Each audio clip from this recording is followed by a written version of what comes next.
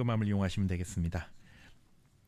이제 오늘 우리에게 주시는 하나님의 말씀 읽도록 하겠습니다. 시편 42편 3절에서 5절 말씀, 오늘 우리에게 주신 말씀입니다. 함께 한 목소리로 자막을 보시고 읽도록 하겠습니다. 자, 사람들이 종일 함께 읽겠습니다. 시작. 사람들이 종일 내게 하는 말이 내 하나님이 어디 있느뇨 하오니 내 눈물이 주야로 내 음식이 되었도다.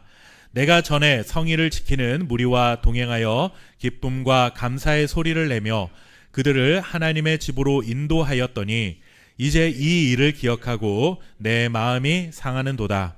내 영혼아, 내가 어찌하여 낙심하며 어찌하여 내 속에서 불안해하는가? 너는 하나님께 소망을 둬라. 그가 나타나 도우심으로 말미암아 내가 여전히 찬송하리로다. 아멘. 모든 성경 말씀이 우리의 삶에 유익하지만 오늘 살펴보려는 시편 말씀은 우리 성도들에게는 주는 특별한 은혜가 있다라는 생각이 듭니다. 왜냐하면 이 시편이라고 하는 것은 하나님을 믿고 살아가는 사람들이 만나게 되는 여러 가지 삶의 문제들 앞에서 자기 자신과 싸우고 자기의 문제와 씨름하면서 답을 찾아가는 과정을 고백하고 그 속에서 고통스러웠던 어떤 마음들을 고백했던 그것이 고스란히 담겨 있는 것이 시편이기 때문에 그렇습니다. 다른 성경과 시편은 좀 다른 측면이 있죠. 하나님께서 예를 들어서 모세에게 내가 이런 말씀들을 하니까 너 백성들에게 전해라. 그러니까 하나님께서 누군가에게 말씀을 하셔서 그 말씀이 기록이 된 것이 성경에 많이 있죠. 그런데 시편은 하나님이 누군가에게 내가 이런 말씀을 했다라는 것보다는 우리 사람들이 인생을 살면서 너무 힘들고 어려운 시간에 아니면 너무나 감사하고 기쁜 시간에 하나님을 향해서 드린 찬송의 고백이거나 아니면 하나님의 도우심을 간절히 구하는 그런 기도의 고백이 담겨 있습니다. 그렇기 때문에 하나님이 우리에게 말씀하셨다라는 측면보다는 우리 사람들이 어떤 상황 속에서 하나님께 간절히 부르짖은 그런 내용들이 그대로 담겨 있습니다.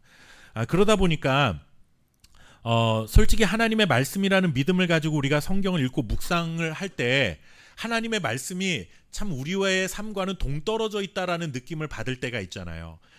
굉장히 불안하고 염려가 되고 여러 가지 인생을 살면서 힘든데 두려워하지 말라라고 그러고 염려하지 말라라고 하고 그런 말씀을 들을 때 참 우리가 하나님의 말씀으로 그 말씀을 믿기는 하지만 하나님 너무 우리의 형편을 몰라주시는 것 아닌가라는 생각이 들기도 하지만 이 시편은 반대로 우리가 그 사람들이 살아가면서 겪는 여러 가지 인생의 그런 공통적인 경험들 속에서 하나님 앞에 드린 고백이다 보니 우리에게 조금 더 친근하게 다가오는 말씀이 바로 이 시편 말씀이기 때문에 시편은 우리에게 주는 또 다른 은혜가 있다라는 생각이 듭니다.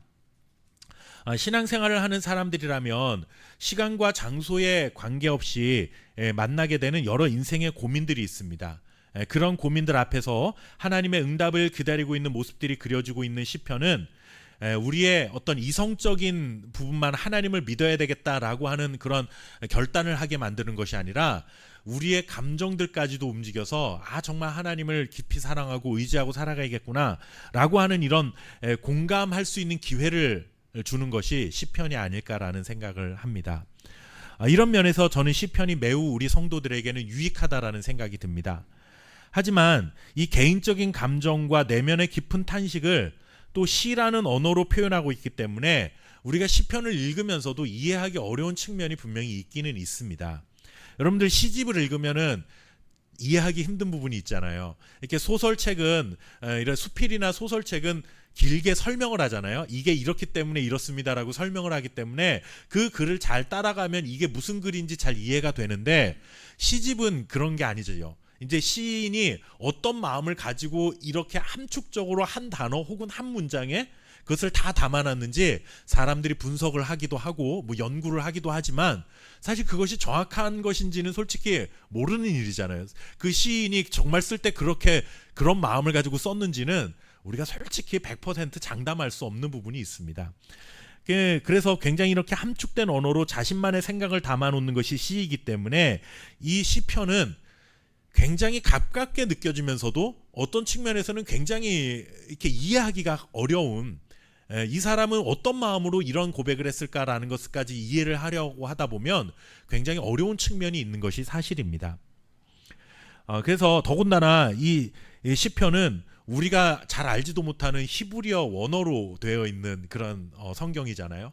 물론 다른 구약 성경도 마찬가지지만 한글로도 번역을 하는데 굉장히 어려움이 더 많았을 거라는 생각이 듭니다. 왜냐하면 히브리어만이 그 독특하게 담아내고 있는 그런 뉘앙스라는 게 있잖아요. 그 시대 언어가 있잖아요. 우리도 한국말에만 담겨 있는 그 언어의 특징들이 있죠. 영어로 아무리 그것을 번역을 해서 미국 사람들에게 전달을 하려고 해도 우리만의 감성이나 어떤 한국 사람들만이 알고 있는 그런 문화적인 그런 가치관 이런 것들이 담겨 있는 그런 언어들이 있습니다. 그런 것들을 번역을 해서 그 사람에게 정확하게 전달하는 것은 쉽지가 않은 거죠.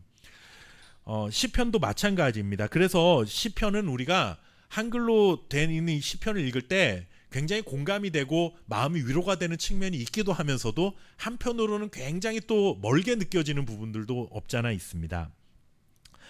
그런데 이 시편은 모두 150개의 시로 이루어져 있습니다. 여러분들이 시편을 읽어보시면 1편부터 150편까지 있죠. 그게 150개의 시라고 생각을 하면 되는데 이 150개의 시편 중에서 대부분은 누가 지었냐 하면 이스라엘 왕이었던 다윗이 지은 시가 굉장히 많이 있습니다. 그가 이스라엘의 왕이 되기 이전에 양을 돌보는 목동으로 살면서 지었던 노래가 담겨 있기도 하고 모함과 시기로 인해 억울하게 도망을 다니면서 지어 불렀던 시도 거기에는 담겨 있습니다. 또 가슴 아픈 일로 인해 마음이 무너져 내릴 때, 또 건강이 굉장히 연약해졌을 때, 원수들의 공격으로 전쟁을 치러야 할 때, 또 자식의 문제로 속이 상해 있을 때, 하나님이 없다고 느껴지는 절망감이 밀려올 때, 그리고 또 주변 사람들이 하나님이 어딨냐라고 그렇게 자신에게 조롱하게 말을 할 때, 또 자신이 큰 죄를 지어 깊은 영적인 침체를 맞이했을 때, 지금 이런 경우에 다윗이 하나님 앞에 시를 지어서 고백을 했던 그 기도의 고백들이 다 이 시편 속에 고스란히 담겨 있습니다. 그런데 우리가 지금 제가 말씀드렸던 다윗이 당했던 상황들을 하나하나 나열해 보았는데 다윗만 당했던 삶이 아니라는 것을 우리가 느껴지죠. 우리도 살면서 다 정도의 차이는 있고 뭐 시기의 차이는 있겠지만 다윗이 경험했던 이 모든 인생의 아프고 힘들었던 경험들이 우리에게도 다 있는 실제로 있는 경험들이다. 우리가 살면서 얼마든지 만나게 되는 실질적인 고민과 번뇌 속에서 정말 우리가 신앙을 어떻게 지켜가야 될 것인가라는 그런 염려가 밀려오는 상황들이 다윗도 똑같이 경험하고 살았구나라는 것을 알게 되는 것입니다. 그래서 그런 어려운 순간에도 끝까지 하나님을 붙들기 위해 몸부림쳤던 그 삶의 흔적들이 이 시편 속에는 많이 고스란히 담겨 있습니다.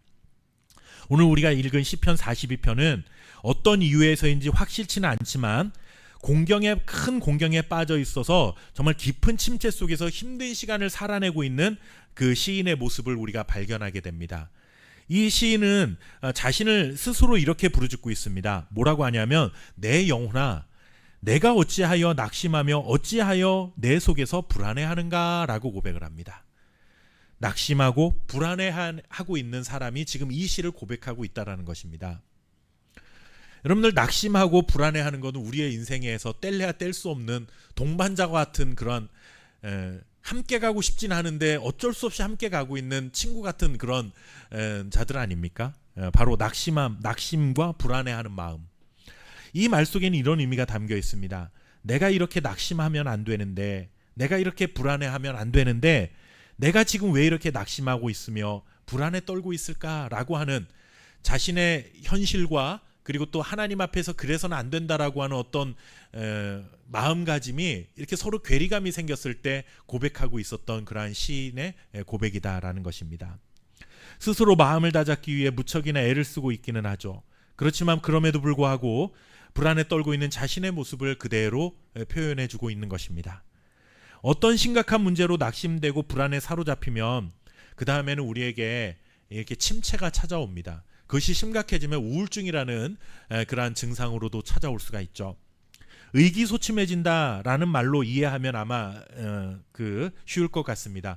기분 좋지 않은 일, 염려되는 일이 계속 쌓이면 이렇게 목소리에 힘이 없어지고 우리의 목소리 톤도 낮아지고 다른 사람 만나는 것도 귀찮아지고 다 그렇게 되잖아요. 우리가 흔히 그럴 때 의기소침해진다라고 말하잖아요. 그 침체를 경험하는 거죠. 자신감은 사라집니다. 마음은 위축됩니다. 삶의 생기가 사라지고 무기력해집니다. 평소 관계가 가까웠던 사람들과의 교류도 부담스러워지고 현재 내 상황이 이렇게 그리고 또 내일도 나아질 것 같지 않다라는 그런 생각이 들면 계속 어렵거나 더 어려워질 것 같다라는 이런 부정적인 생각에 사로잡혀서 우리가 절망하게 되는 것이죠. 그러다 보면 하나님이 나를 이런 삶의 구렁텅이로 몰아넣은 것이 아닐까라는 하나님에 대한 의심도 생겨나고 이렇게 힘들어하는 나에게 무관심하신 것 같은 하나님에 대해서 서운한 마음이 들기도 합니다. 신앙생활에도 그러다 보면 활력이 사라지게 되고 정말 우리가 흔히 표현하는 대로 매갈이 없는 그런 신앙생활을 하고 마는 것이죠. 교회를 나오긴 나오지만 교회를 완전히 떠날 수는 없는데 교회를 나와도 아무런 생동감도 없고 기대감도 없고 그냥 그저 습관처럼 그냥 나와서 앉아있는 그러한 신앙생활을 할 수 있는 그런 여지가 생겨버리고 마는 것입니다. 이것이 바로 오늘 시편의 주인공이 그리고 우리가 인생을 살아가면서 흔히 경험하게 되는 말하는 영적 침체라고 하는 것입니다. 우리는 이렇게 영적 침체로 이끌어가는 원인은 정말 다양합니다. 한두 가지가 아니겠죠. 사람마다 다르겠죠. 나를 침체로 끌어들이는 그런 삶의 여러 가지 요인들이 분명히 있습니다. 어떤 사람은 건강의 문제, 어떤 사람은 자녀의 문제, 어떤 사람은 학업의 문제, 또 어떤 사람은 경제적인 문제, 관계의 문제, 또 내가 지은 죄 때문에 아니면 중요한 결정을 해야 되는데 어떤 결정도 하기 힘든 어려운 상황일 때 정말 다양한 이유들이 우리의 삶에 그렇게 존재하지만 인생을 살아가면서 한 번도 원하지 않았던 우리 영적 침체를 우리는 만나고 살아갈 수밖에 없다라는 것을 우리는 기억합니다. 아프면 병원에 가야죠. 여러분들 어디가 어떻게 아픈가에 따라서 찾아가는 병원이 분명히 다릅니다. 그렇죠? 이러한 질병을 일으키는 원인에 따라 서로 다른 처방이 내려지고 사용하는 치료약도 달라지게 됩니다. 같은 감기라 해도 목이 아플 때 먹는 감기약과 코가 막혀서 콧물이 흐를 때 먹는 감기약은 분명히 다릅니다. 그렇다면 우리의 인생 가운데 만나게 되는 영적 침체는 어떻게 치료를 해야 될까? 이렇게 다양한 문제의 원인이 존재하는데 누구에게 어떻게 도움을 요청해야 하는 것일까? 이거 참 쉬운 문제는 아닙니다. 어려운 문제죠. 참 그런데 감사하게도 오늘 말씀을 통해서 어떤 종류의 원인으로 발생된 영적 침체라 하더라도 이것을 해결할 수 있는 가장 확실한 방법을 우리에게 알려주고 있습니다. 원인이 무엇이냐에 따라 상관없이 이 치료 방법이 다 통하는 것이 흔히 그런 약을 우리가 뭐라고 부릅니까? 머리 아플 때도 이 약 먹고 목 아파도 이 약을 먹고 가슴이 아파도 이 약을 먹고 여러분들 그런 약을 흔히 뭐라고 그래요? 만병통치약이라고 그러잖아요. 그냥 예전 어르신들은 그 뭐 아스피린 같은 거 먹으면 그냥 어디가 아파도 그거 하나를 먹으면 다 낫는다고 그렇게 알고 계셨던 시절도 있는데 만병통치약이라도 그런데 세상에 만병통치약이라는 게 어디 있습니까? 그렇죠? 만병통치약은 없습니다. 그런데 오늘 하나님의 말씀은 마치 우리에게 만병통치약을 알려주는 것과 같다는 생각이 듭니다. 내가 가장 먼저 침체에 빠졌을 때 가장 먼저 해야 될 것은 무엇이냐 하면은 내가 침체에 빠졌다라는 것을 인정하는 것입니다. 우리 성도들이 가장 어려워하는 것 중에 하나가 뭐냐 하면 내가 신앙생활을 하다가 영적 침체에 빠졌다라는 걸 인정하는 것을 어려워해요. 왜 어려워하냐 하면 우리는 그렇게 신앙생활을 하다가 내가 영적 침체에 빠져서 하나님 앞에서 생기가 없어지고 아니면 하나님에 대한 의심이 생겨나면 큰일 나는 것처럼 생각하잖아요. 믿음이 없다. 저 사람 믿음이 없어서 그렇다라고 한마디로 정죄를 해버리고 맙니다. 그래서 여러분들 제가 종종 말씀드리는 거지만 우리는 신앙생활을 하면서 한 번도 하나님의 말씀에 대해서 의심을 가져보지를 못했어요. 그냥 무조건 믿습니다 하면 아멘 하면 다 되는 줄 아는 거죠. 물론 하나님의 말씀을 당연히 믿어야 돼요. 그런데 그 믿음의 과정, 믿음의 자리에까지 가는 데까지는 우리의 삶에서 치열한 고민이 있어야 된다라고 생각을 합니다. 저는 그게 믿지 않기 위해서 어떻게 이런 말씀이 있어 이렇게 믿지 않기 위해서 그냥 불신하기 위한 그런 고민이 아니라 하나님의 말씀인데 나는 솔직히 안 믿어지는데 이 말씀이 정말 어떻게 진짜일 수 있을까? 하나님께서 정말 내게 믿음을 주시면 내가 이 말씀이 믿어질 수 있을까? 이렇게 하나하나 차분히 내 삶이 정말 믿음의 자리로 가기 위해서 어떤 회의적인 태도를 갖는 것은 저는 신앙인들에게 굉장히 중요하다라고 생각을 합니다. 그게 이해가 되지 않거나 믿기지 않는 말씀은 물어볼 수 있잖아요. 목사님 이 말씀이 무슨 뜻입니까? 라고 물어봐야 되는데 우리는 그렇게 물어보면 흔히 뭐라 그래요? 믿음이 없어서 그걸 받아들이지 못한다고 그렇게 생각을 해봐요. 그러니까 우리가 신앙생활을 10년 20년 하다 보면 10년 20년 해도 우리는 절망하는 순간이 오고 염려가 되는 순간이 오고 불안한 마음이 찾아오거든요. 그런데 그러한 마음을 솔직하게 고백하면 저 사람이 나한테 뭐라고 정죄할 것 같은 불안감이 있어요? 아니 교회를 20년 다닌 권사가 장로가 목사가 돼가지고 염려한다고 이런 식으로 우리 스스로도 자꾸 나를 정죄하고 다른 사람들도 나를 그렇게 정죄할 거라고 생각을 합니다. 그래서 중요한 게 뭐냐면 우리가 아프다라는 걸 인정을 해야 병원을 가는데 나는 끝까지 안 아프다라고 우기고 앉아있는 사람과 똑같다라는 거예요. 자신이 안고 있는 문제를 인정하지 않습니다. 그래서 신앙생활을 오히려 시작할 때는 하나님이 이래서 필요하고 저래서 하나님의 은혜가 필요합니다라며 내가 부족하고 연약하니까 하나님이 필요합니다. 오히려 하나님의 은혜를 간절히 구하는데 신앙생활을 하면 할수록 이상하게 하나님 그런 자신의 모습을 인정하지 않습니다. 자기가 얼마든지 그것을 이겨낼 수 있다라고 생각을 하는 거죠. 반대로 생각하면 이거 굉장히 교만한 겁니다. 그리스도인이라면 이러면 안 되는데라는 생각에 사로잡히다 보니까 하나님 앞에서 내 자신의 연약함을 인정을 하지 못합니다. 내가 그런 어려움과 염려와 불평 속에 그리고 또 의심 속에 살아가고 있는 내 모습을 인정하지 않다 보니까 그것을 인정하지 않으면 어떻게 됩니까? 하나님의 은혜에 대해서도 간절함이 사라지는 거예요. 어떻게 해서든지 간에 내가 이것을 이겨보겠다라고 자기 자신의 중심이 된 어떤 신앙인이 되어버리고 마는 것입니다. 이게 굉장히 거꾸로 가는 것이죠. 그래서 불평이 쏟아져 나오는 상황인데도 마음속엔 불평이 가득한데 다른 사람들 앞에서는 아유 나는 감사하죠 이렇게 말하는 걸 마치 믿음으로 착각한다라는 거죠. 제가 예전에 그 부교육자로 사역을 하면서 어떤 그 이제 우리가 흔히 말하는 이제 구역 예배라고 하잖아요. 이렇게 한 3명씩 5명씩 모여 있는 그곳에 이제 신방을 가서 예배를 인도하는데 제가 그런 질문을 한번 드려봤어요. 우리가 살면서 그래도 신앙생활을 열심히 하지만 힘들고 어렵고 좀 이렇게 마음에 불평이 나올 때가 있잖아요. 그렇게 하면은 보통 뭐라고 대답을 하세요? 그럴 때가 있죠. 그렇게 대답하는데 한 분이 저는 그런 적이 없어요 그러는 거예요. 참 뭐라고 대답하기가 대화를 이어가기가 참 애매하더라고요. 근데 정말 없을 수도 있겠죠. 그런데 정말 없을까요 진짜? 평생 60년 70년을 살아오신 그분이 하나님을 믿는다라는 이유로 단 한 번도 정말 불평하는 마음이 마음속에 안 들었을까요? 저는 그게 믿음이 좋아 보이지 않았습니다. 그건 믿음이 좋은 게 아니죠. 그거는 내 자신을 믿음 좋은 척하는 어떻게 보면 굉장히 큰 위선이고 교만입니다. 우리는 당연히 힘들어요. 시편을 보세요. 시편을 보시면 여러분들 하나님 저는 힘들지만 전혀 안 힘들려고 그러고 있습니다. 그런 고백 안 나와요. 그냥 힘들어 죽겠습니다. 이게 차라리 날 죽여주십시오라고 하는 만큼 고통을 그대로 하나님 앞에 고스란히 고백을 합니다. 근데 하나님이 언제 그 사람들을 향해서 야 너같이 믿음 없는 놈 내가 처음 봤다. 다시는 내 앞에 와서 기도하지 말아라. 이렇게 말씀하신 적이 한 번도 없잖아요. 우리는 자꾸 그렇게 불평하고 불만을 갖고 뭔가 믿음이 없는 염려하고 이러면 하나님한테 벌 받을까 봐 두려워합니다. 내가 이러면 안 되는데. 어려운 문제를 만나면 염려가 앞서는 건 당연한 겁니다, 여러분들. 어떻게 믿음이 있다고 해서 염려가 안 앞섭니까? 제가 교회 5년 전에 교회를 개척하는데 교회를 세우는 일이니까 염려가 하나도 안 됐을까요, 제 마음속에? 제 마음속에 두 가지 마음이 있었어요. 너무 염려돼요. 이게 그래도 부교육자로 살면 제법 큰 교회에서 부교육자로 사역을 하면 뭐 넉넉한 만큼 사례가 나오는 건 아니지만 그래도 고정적으로 항상 그 날이 되면 사례금이 들어오잖아요. 그러면 최소한의 의식주 문제를 해결하는 데에 대해서 염려를 좀 떨쳐버리고 살 수 있는데 처음 교회를 개척한다라는 건 여러분들 그거를 포기하고 다 내려놓고 이제 그냥 광야에 아무것도 없이 나오는 그런 처지잖아요. 제가 무슨 뭐 돈을 수억을 벌어놔가지고 몇 년치 먹고 살 게 있어서 개척을 뭐 하겠다 한 것도 아니고 그러면 그런 염려가 있는 게 당연하죠.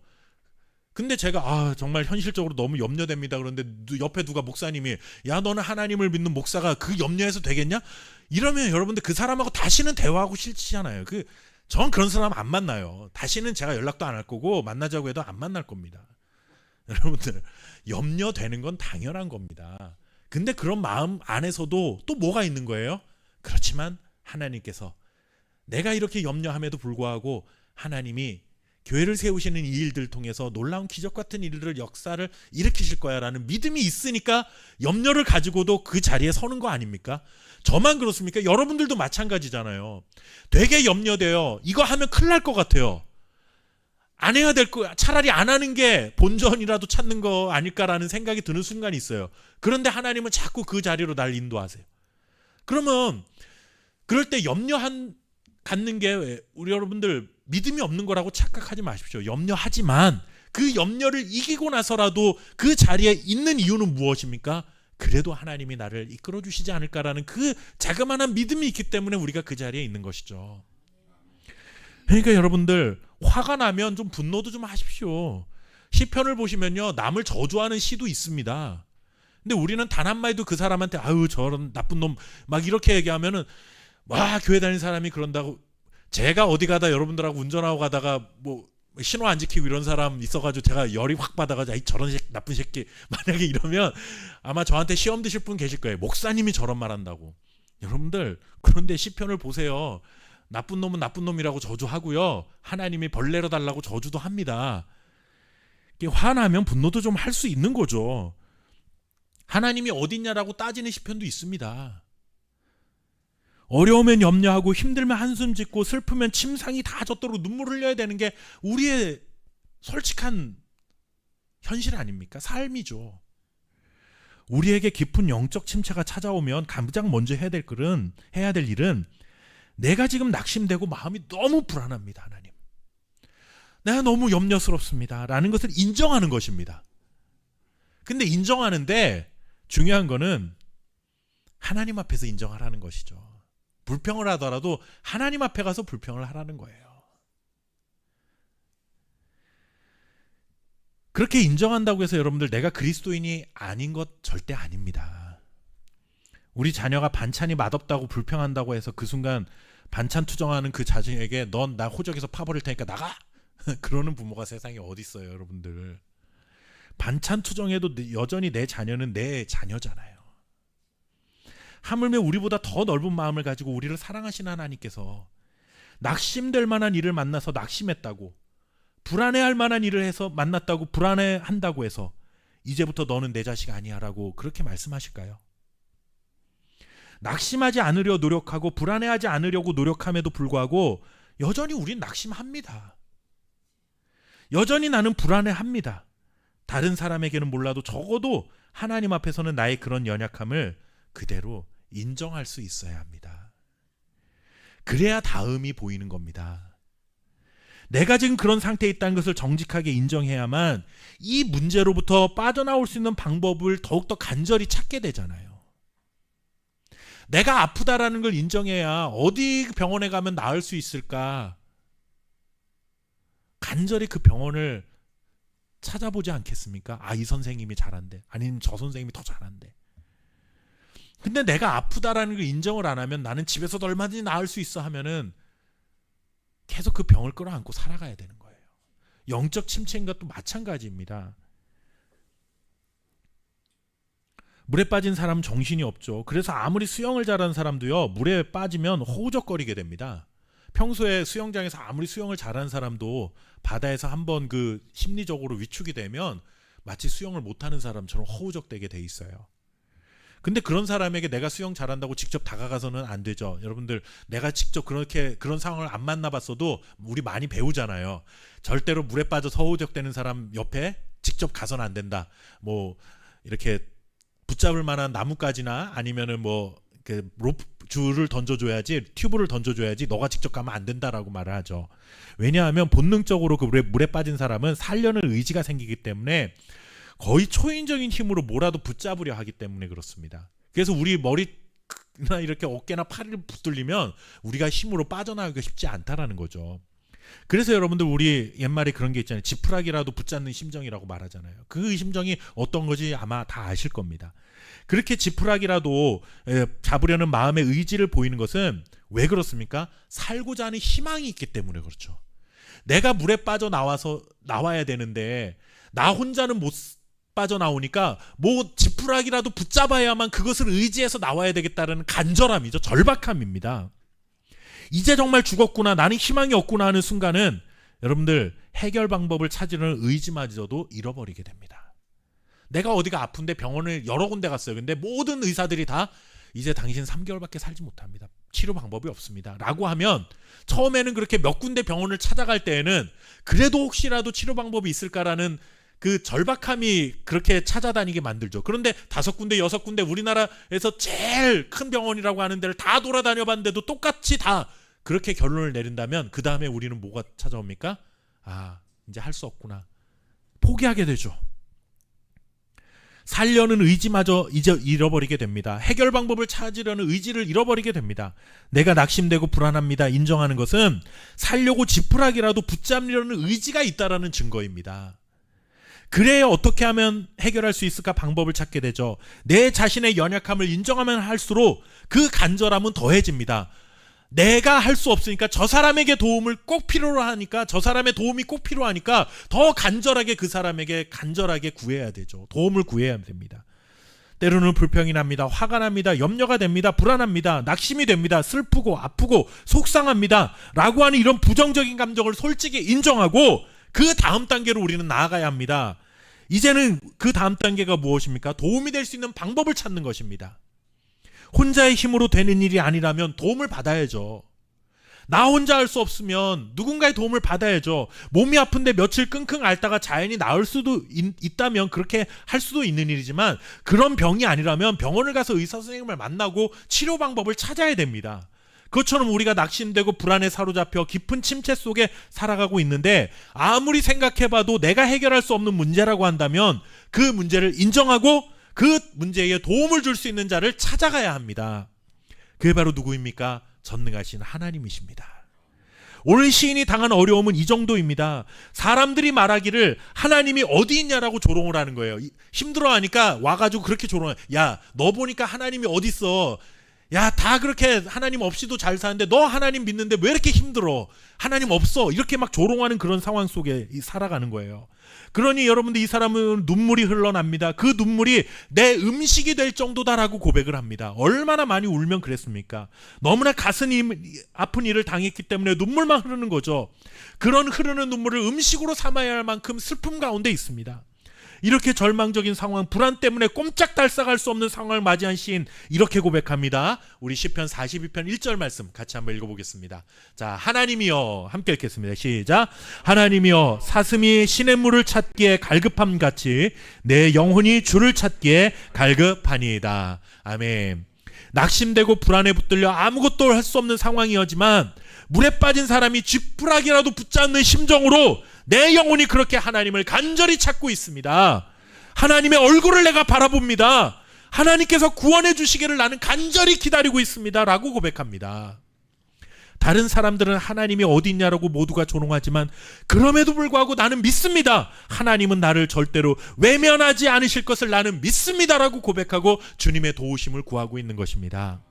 지금은 어려운 상황이라서 내 마음이 상하고 낙심되고 불안하고 아무것도 소망이 없는 상황이지만 이런 상황에서도 하나님은 나의 변하지 않는 소망이십니다. 그러면 상했던 나의 마음을, 낙심과 불안에 떨던 내 영혼을 회복시켜 주실 것을 나는 믿습니다. 고백하는 것이죠. 이렇게 고백한다는 것은 이 사람이 불안하지 않아서가 아니라 불안하니까 하나님 앞에 간절하게 구하고 있는 것입니다. 이렇게 절망적인 상황 속에서 자신의 문제를 인정하고 하나님만이 나의 소망이 되심을 믿고 하나님의 은혜를 간절히 구하는 마음으로 하나님의 얼굴을 바라보면 과연 어떤 일이 생겨날까요? 시편 42편 5절 말씀, 우리가 읽었던 본문 말씀인데 5절 말씀 다시 한번 읽어보겠습니다. 자, 내 영혼아, 함께 읽겠습니다. 시작. 내 영혼아, 내가 어찌하여 낙심하며 어찌하여 내 속에서 불안해하는가? 너는 하나님께 소망을 두라. 그가 나타나 도우심으로 말미암아 내가 여전히 찬송하리로다. 아멘. 마음이 상하고 낙심되어 불안에 사로잡혔던 삶이 어떻게 회복됩니까? 여전히 하나님을 찬양하게 되는 삶으로 회복될 것이다 라고 우리에게 말씀합니다. 여기서 여전히라는 말이 무슨 뜻입니까? 여전히라는 것은 이런 겁니다. 지금은 내 입술에 찬송이 아니라 눈에서 흐르는 눈물로 내 얼굴이 가득하지만 하나님께 소망을 두면 하나님이 나의 입술에 찬송을 회복시키실 것을 믿습니다 라는 고백이 여전히라는 말 속에 담겨 있는 것입니다. 여러분들, 하나님께 소망을 두라는 말은 구체적으로 이런 뜻입니다. 하나님을 기다리라라는 뜻입니다. 염려와 불안에 사로잡혔던 우리 마음에 소망으로 가득 채워주실, 회복시켜주실 하나님을 기다리라. 내가 어디가 아파서 병원을 갔어요. 대기 환자가 여러 명 있습니다. 그 선생님을 만나면 이 나을 수 있는 병이라고 생각하고 그 자리에 앉아 있는 거예요. 그러면 내 순서가 되기를 간절히 기다리잖아요. 저 선생님을 만나면 뭔가 치료 방법을 줄 거야.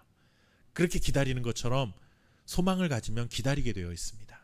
하나님이 내 삶을 회복시키실 것이라는 찬송의 자리로 바꾸어 주실 것이라는 믿음을 가지고 소망을 가지면 하나님이 기다려지는 것입니다. 그렇게 살라는 것입니다. 기다리는 자에게, 소망을 품는 자에게, 하나님을 소망으로 삼 자에게 하나님은 다시 한번 이렇게 약속해 주십니다. 시편 146편 5절 말씀 우리 같이 한번 읽어볼까요? 자, 야곱의 하나님을 함께 읽겠습니다. 시작.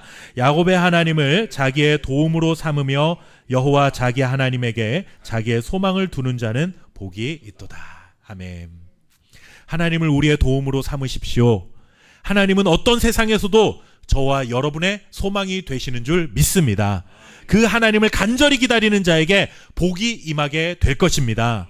하나님을 기다리는 자에게는 염려와 불안함에 사로잡혀 살던 자리를 뛰어넘어 이제 어느 자리로 갑니까? 하나님을 찬송하는 자리로 우리를 옮겨 주실 것입니다. 이런 하나님의 은혜가 넘쳐나게 될 줄 믿습니다. 다가오는 2026년에도 불안을 넘어 찬송으로 우리의 삶을 가득 채우실 하나님을 기다리며 언제나 기쁨과 감사의 찬송이 가득한 삶을 살아가는 저와 여러분 될 수 있기를 주님의 이름으로 축원합니다. 기도하겠습니다. 우리의 영원한 소망 되신 하나님 감사합니다. 하나님을 소망으로 두는 자에게, 하나님의 도우심을 구하는 자에게 복이 임할 것이라 약속해 주셨사오니 이 약속의 말씀을 믿고 새로운 2026년을 소망 중에 바라볼 수 있는 우리 함께교회 성도들이 될 수 있도록 축복하여 주시옵소서.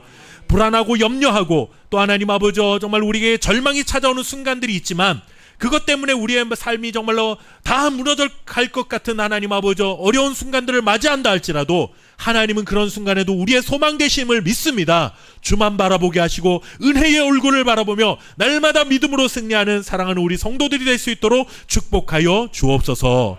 하나님이 우리의 소망 되심을 감사하여 오늘도 구별하여 예물을 드립니다. 드린 모든 주의 백성들 손길과 그의 가정과 기업 위에 복의 복을 도하사 저들의 삶의 지경이 날마다 넓어지게 하시고 먹을 것 때문에 염려하지 않게 하시고 입을 것 때문에 염려하지 않게 하시고 마실 것 때문에 염려하지 않게 하셔서 하나님 아버지 우리의 삶에 꼭 필요한 것들로 채우시는 하나님의 복을 날마다 경험하며 하나님께 감사와 찬양과 영광 올려드리는 삶을 살아갈 수 있도록 주여 우리의 삶을 인도하여 주옵소서. 감사드리며 살아계신 예수님의 이름으로 기도하옵나이다. 아멘.